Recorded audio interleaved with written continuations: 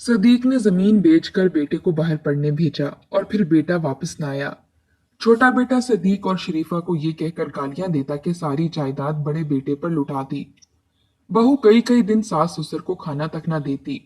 सदीक कसाई की दुकान से चर्बी लाता और वो पकाकर खाते। एक रात शरीफा ने सख्त सर्दी की वजह से कंबल मांगा तो बेटे और बहू ने इन्हें घर से बाहर निकाल दिया और वो सारी रात सर्दी में बाहर पड़े रहे। और अगली सुबह अचानक बड़ा बेटा पाकिस्तान आया तो घर के बाहर का मंजर देखकर इसकी रूह लरस गई। सामने आज एक बार फिर सदीक का बड़ा बेटा महमूद इसके कदमों में बैठकर हाथ थामे हुए मिन्नत समाजत कर रहा था। छोटा बेटा जो अभी अभी सोकर उठा था, एक बार फिर जब बड़े भाई को बाप के घुटनों पर हाथ रखे देखा तो इसके माथे पर बल पड़ गए। वो मुंह में बुड़बुड़ाने लगा। जानता था कि वो इस वक्त क्या बात कर रहा होगा। वो माथे पर बल डाले चलता हुआ अब्बू के पास आ गया, जहां वो परेशान से बैठे हुए बड़े बेटे महमूद की हर बात सुन रहे थे। छोटा बेटा जैद चलता हुआ अब्बू के पास आ बैठा और कहने लगा, अब्बा जी, अब भाई फिर क्या कह रहा है? अभी किस बात के लिए आपकी मिन्नत समाजत कर रहा है? सदीक परेशान सा छोटे बेटे से बोला कि देखो ना जैद, इसको कितनी दफा समझा चुका हूं कि अब ऐसा हरगिज नहीं हो सकता। खानदान में नाक कट कर रह जाएगी। खानदान वाले क्या कहेंगे? सौ सौ बातें बनाएंगे, मगर ये है कि मानने को तैयार ही नहीं। महमूद ने इस बार सिफारिश गुना नजरों से छोटे भाई को भी देखा, जो फौरन नजरें फेर गया। इस बार महमूद बाप का हाथ सीने से लगाकर बोला कि मैं आपसे वादा करता हूं अब्बा जान, मैं जब भी वापस लौट कर आऊंगा तो आपका सर फख्र से बुलंद हो जाएगा। पूरे गांव में आपकी वाह होगी और लोग आपकी इज्जत करेंगे। मैं बस इस घर के हालात बदलना चाहता हूँ और कुछ बनना चाहता हूँ। खुदारा मेरी बात को समझें। सदीक ने यह बात सुनी तो एक गहरी सांस खारिज करके बेटे के हाथ पर हाथ रखा और कहने लगा, मैं तुम्हारी सोच से वाकिफ हूं। यकीनन तुम अच्छा ही चाहते हो, मगर बेटा, अगर ये बात तुम एक महीना पहले करते तो ठीक था। अब तुम्हारा रिश्ता मेहरबानों के साथ हो चुका है। 2 दिन बाद तुम दोनों का निकाह है और फिर अगले हफ्ते रुखसती के दिन तय पाया है। और तुम ऐन मौके पर यह कह रहे हो कि तुमने दूसरे मुल्क पढ़ाई के लिए जाना है। महमूद अफसुर्दगी से सर झुका गया था। इसे समझ नहीं आ रही थी कि अपने अब्बा को कैसे समझाए। इतनी मुश्किल से तो एक बड़ी यूनिवर्सिटी की स्कॉलरशिप मिली थी। वो वहां पर पढ़ाई करना चाहता था और एक नाम कमाना चाहता था, मगर इसके अब्बा को तो समझ ही नहीं आ रही थी। वो तो एक ही रट लगाए बैठे थे कि तुम्हारी शादी मेहरबानों के साथ तय हो चुकी है। अगर अब तुम बाहर चले गए तो पूरे खानदान में हमारी नाक कटकर रह जाएगी। हम तो चलो फिर लड़के वाले हैं, मगर सोचो तो सही, आखिर मेहरबानों के दिल पर क्या गुजरेगी। महमूद अपने अब्बा को समझाता रहा कि इसे जो स्कॉलरशिप मिली है वो 100 में से सिर्फ 1% लोगों को मिल सकती है। आपका बेटा तो बड़ा ही खुश नसीब है जो इसको इतनी बड़ी यूनिवर्सिटी की मुफ्त पढ़ाई मिल रही है। इस यूनिवर्सिटी का पूरी दुनिया में नाम था। अगर वो इससे पढ़ लेता तो इसकी अच्छी जगह नौकरी लग जाती। मगर तभी महमूद की माँ शरीफा कमरे से बाहर निकली, जो 2 दिन से महमूद से बात ही नहीं कर रही थी। वो आई और आकर बेटे के सामने हाथ जोड़ दिए और कहने लगी, पढ़ लिख कर क्या करना है तुमने? बाप की जमीनें हैं, वो संभालो। मेहरबानो मेरी भांजी है और मैं ऐन मौके पर इसे इनकार नहीं कर सकती। इसलिए बेहतर है कि तुम यहीं रहो। जो पढ़ना है पढ़ो। शादी तुम्हारी इसी हफ्ते होगी। माँ और बाप का दबाव देखकर महमूद को मजबूरन अपना ख्वाब छोड़ना पड़ा। उस रात वो बेतहाशा रोया था। इसने क्या क्या सोच रखा था, मगर इसके माँ बाप इसके पैरों की बेड़ियां बन चुके थे। वो खामोश सब कुछ देखता रहा। सारा खर्चा उस वक्त यूनिवर्सिटी उठा रही थी, मगर जिस रोज इसने बाहर जाना था उस रोज इसका निकाह था। वो दूल्हा बना निकाह के लिए तैयार था। बार बार यही सोच रहा था कि काश वो आज बाहर चला जाता। निकाह के लिए जो ही वो लोग अपने घर से दुल्हन के घर पहुंचे तो जो खबर इनको मिली वो सुनकर सबके सर शर्म से झुक गए। मेहरबानो घर से भाग चुकी थी। दरअसल इसकी शादी इसकी मर्जी के बगैर की जा रही थी। वो किसी और को पसंद करती थी और ऐन निकाह के वक्त इसका भाग जाना महमूद को मजीद मुश्किल कर चुका था। इसने खूनख्वार नजरों से पलटकर अपने माँ बाप को देखा। इसकी आंखों में आंसू आ चुके थे। वो गुस्से और जब्त की इंतहा पर था कि वहीं पर तमाम तर शगुन के थाल उल्टाते हुए वापस घर आ गया। इसके माँ बाप भी खामोश हो चुके थे। पूरे गांव में ये बात फैल चुकी थी कि महमूद की दुल्हन भाग गई है। बेचारा दुल्हन ब्याह बगैर ही घर आ गया। माँ बाप घर वापस आए तो बेटे के सामने शर्मिंदा से थे। अब वो यही सोच रहे थे कि काश वो पहले ही निकाह से मना कर देते और बेटे को बाहर भेज देते। माँ बाप तो चुप साध चुके थे, जबकि वहीं छोटा भाई हंस हंस कर लूट फूट हो रहा था। कहने लगा, देखा, आपने बड़े भाई की बात ना मानी, इसके साथ जबरदस्ती कर रहे थे, तभी अल्लाह ताला ने आप लोगों को सजा दी है। बेचारे भैया की दुल्हन ही भाग गई, जबकि वही महमूद इसकी बातें सुनकर मजीद मश्तल हो रहा था। माँ बाप इसके पास आए और कहने लगे कि जो होना था हो गया, हमसे भी गलती हो गई, मगर अब अगर तुम चाहो तो पढ़ने के लिए दूसरे मुल्क जा सकते हो। महमूद से मजीद बर्दाश्त ना हुआ तो सारा गुस्सा माँ बाप पर निकालने लगा। कहने लगा कि कितने चाहों से मैंने ख्वाब सजाए थे, सोचा था कि आप लोगों को भी इस गुर्बत से निकाल पाऊंगा और मुफ्त तालीम हासिल करके खूब नाम कमाऊंगा, मगर आपने तो मेरे सारे ख्वाबें चकनाचूर कर दिए, उस मेहरबानों की खातिर जो मेरे मुंह पर आज कालक थूप कर वहां से चली गई। बाप ने बेटे को रोते देखा तो इसका दिल फट गया। दोनों माँ बाप भी रोने लगे और बोले, तो फिक्र ना कर, तेरा वहां दाखिला तो हो चुका है ना। क्या हुआ जो अब यूनिवर्सिटी तेरा खर्चा नहीं उठाएगी। मैं अपनी जमीन बेचकर तुझे बाहर के मुल्क भेजूंगा और तेरे तमाम तर अखराजात उठाऊंगा। महमूद ने ये सुना तो रोने लगा, मगर अब क्योंकि माँ बाप की मर्जी थी इसलिए चंद ही रोज में इसके बाप ने जमीन बेच दी और वो पढ़ाई के लिए दूसरे मुल्क चला गया। छोटे भाई ने जब ये देखा तो वो अंदर ही अंदर जलने लगा और माँ बाप को मना करने लगा कि ऐसा मत करें, भला इतनी पढ़ाई पर खर्चा करने की क्या जरूरत थी। इस जमीन पर हम गंदुम उगाकर पैसे कमा लेते। मगर बाप ने बेटे की एक भी बात ना मानी। बड़े बेटे को पढ़ने लिखने का बेहद शौक था, वो हर जमात में अव्वल आ रहा था, जबकि छोटा बेटा निकम्मा और काहिल था। इसने तो बस 5 जमातें पढ़ी थीं और फिर अपने बाप के साथ खेती बाड़ी और मेहनत मजदूरी में लग गया। इसे पढ़ाई से ज्यादा ये मेहनत मजदूरी करना आसान लगता था, क्योंकि ये जिस्मानी मुशक्कत थी और जहनी मुशक्कत इससे की नहीं जाती थी। वही महमूद के जाने के बाद मेहरबानों को भी ढूंढ लिया गया। वो जिस लड़के के साथ भागकर गई थी वो भी फ्राडिया निकला। इसने इससे तमाम तर जेवर लेकर यूं ही छोड़ दिया। रोती पीटती वापस माँ बाप के दर पर आई तो माँ बाप इसका गला दबाने तक गए, मगर गांव की इज्जत थी, बड़े लोगों ने समझाया तो वो इसे माफ करके दोबारा अपने यहाँ रखने लगे।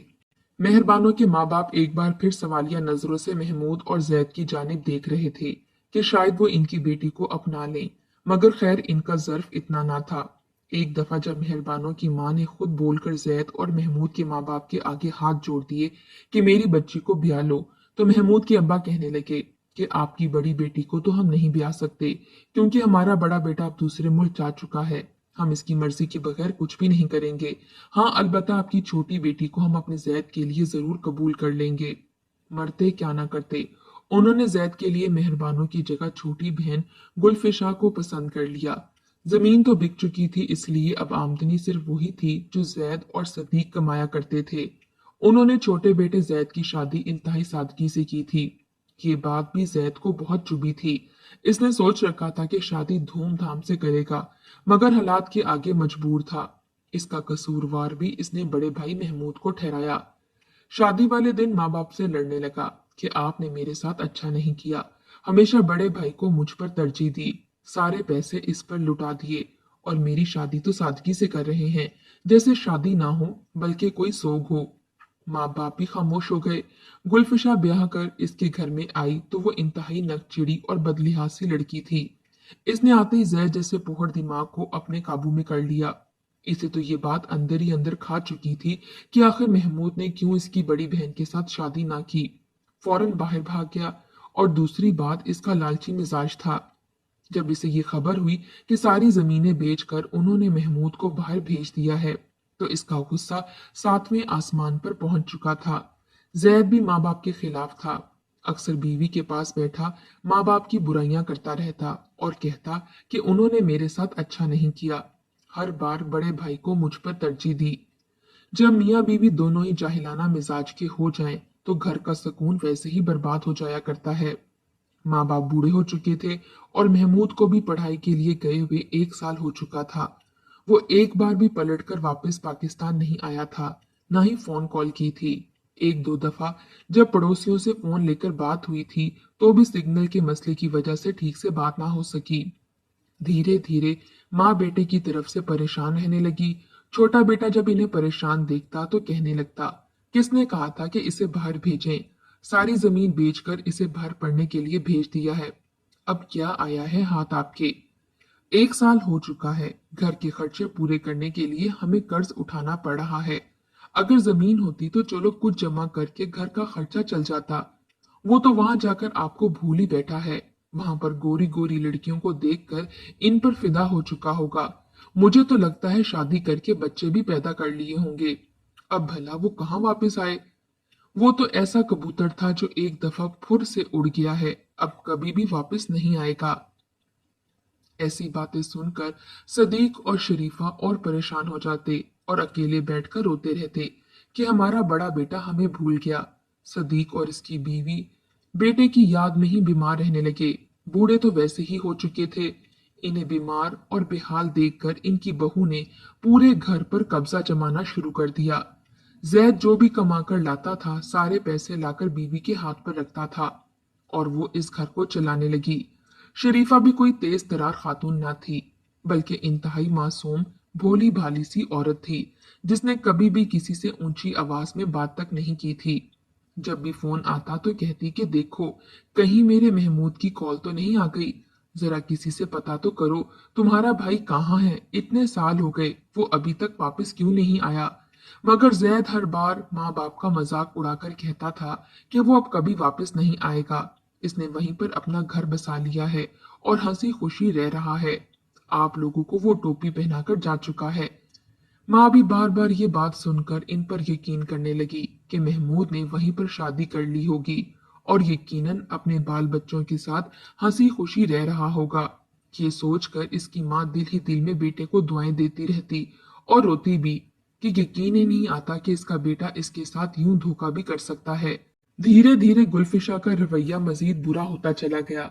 वो तो अब खाने पीने के मामले में भी बेएहतियाती करने लगी थी।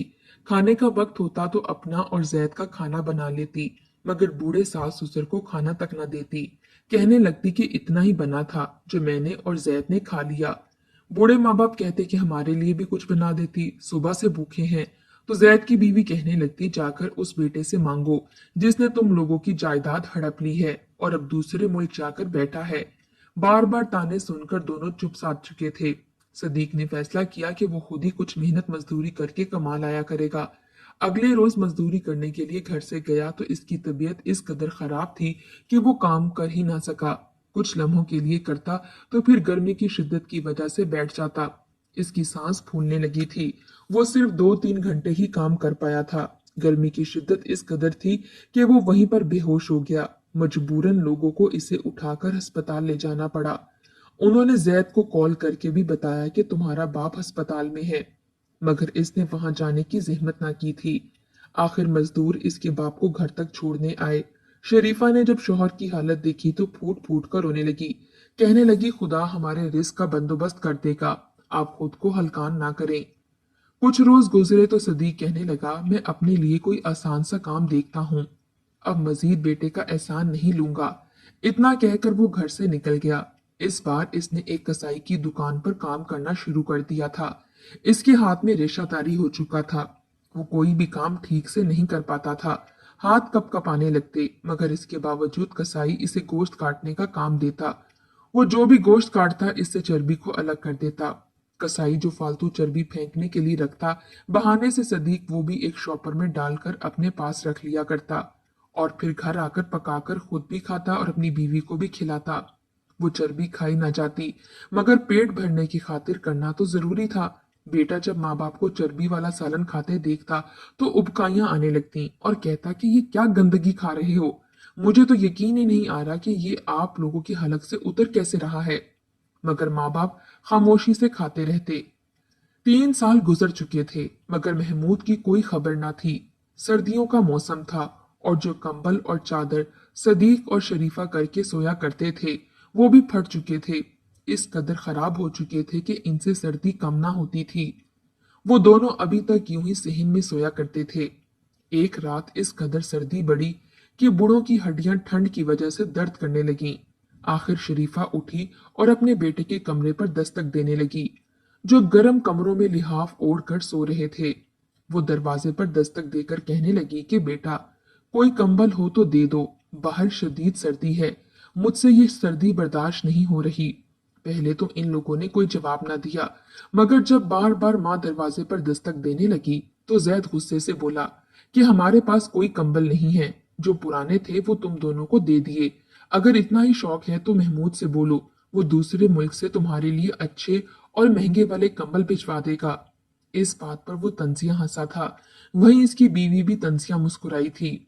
माँ ने जब ये सुना तो गुस्से से आग बगोला हो गई। आज तो वो फटी पड़ी थी, आंखों में आंसू आ चुके थे। कहने लगी, हम सिर्फ महमूद के माँ बाप हैं, तुम्हारे हम कुछ नहीं लगते। जितना बेटा हमें वो अजीज था उतना ही तुम भी अजीज हो। तुम बात बात पर माँ बाप को ताने देते हो। वो वक्त क्या तुम्हें याद नहीं जब तुम्हारी खातिर हम आधी रात तक जागते रहते थे ताकि तुम्हें तकलीफ ना हो। जब तुम बीमार रहते थे तो क्या मैंने तुम्हारी खिदमत ना की। आज उसी माँ बाप को तुमने बाहर सर्दी में फेंका हुआ है और गर्म बिस्तर भी नहीं दे रहे। जैद और इसकी बीवी कड़ाक से दरवाजा खोलकर बाहर निकल आए और कहने लगे, हर माँ बाप ऐसा ही करते हैं, आपने कोई एहसान नहीं किया। महमूद आपका इकलौता बेटा था, इसके लिए तो चांद तारे तोड़ लाने से भी आप दोनों बाज ना आए, मगर जब भी मेरी बात आती थी तो आप बड़े भाई को ही फौकियत देते थे। तो भला मैं क्यों अब आप लोगों का खर्चा उठाऊं। जाएं अपने बड़े बेटे के पास, जिसकी खातिर आप लोगों ने सारी जमीन बेच दी, मेरा हक भी छीन कर दे दिया। माँ ने जब ये सुना तो पहली बार बेटे के मुंह पर थप्पड़ मार दिया और कहने लगी कि काश तू पैदा होते ही मर जाता तो आज ये मुश्किल वक्त ना देखना पड़ता। गुलफिशा तो गुस्से से फट पड़ी। सास को धक्के देकर बोली, तेरी इतनी जुर्रत जो मेरे शोहर पर हाथ उठाए। एक तो इस घर में तुम लोगों को रखा हुआ है, ऊपर से तुम लोग हमें आंखें दिखाते हो। निकलो हमारे घर से, तुम लोगों का यहाँ पर कोई हक नहीं है। जैद भी गुस्से से आग बगोला हो चुका था। माँ बाप को धक्के मारकर घर से बाहर निकाल दिया। दोनों बूढ़े माँ बाप बेटे के धक्के खाकर गली में जाकर गिरे थे। कितनी देर बैठकर रोते रहे। ठंड बढ़ चुकी थी, ठंडी हवा तो गोया रगों में खून को जमा रही थी। इधर माँ बाप सर्दी में पड़े हुए थे, थर थर कांप रहे थे। दोनों घुट घुट कर रो रहे थे कि कहीं मोहल्ले वालों को आवाज ना चली जाए। वहीं दूसरा बेटा दूसरे मुल्क से पढ़ाई मुकम्मल करके वापस पाकिस्तान आ रहा था।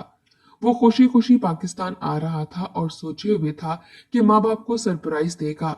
इसने इतने सालों में कई बार अपने माँ बाप को कॉल करने की कोशिश की थी, भाई से भी राब्ता करने की कोशिश की थी, मगर एक बार भी जैद ने कॉल नहीं उठाई थी और ना ही अपने माँ बाप से बात करवाई थी। 3 सालों में बामुश्किल 2-3 बार ही इसका राब्ता हो पाया था। खैर, इसे यकीन था कि इसके माँ बाप इसका इंतजार कर रहे होंगे। इसने पूरा बैग तोहफों से भरा हुआ था, जिसमें सबसे पहले तो इसने अपने माँ बाप के लिए बहुत से तोहफे खरीदे थे और फिर जैद और इसकी बीवी के लिए। वहां पर इसकी अच्छी नौकरी भी लग चुकी थी।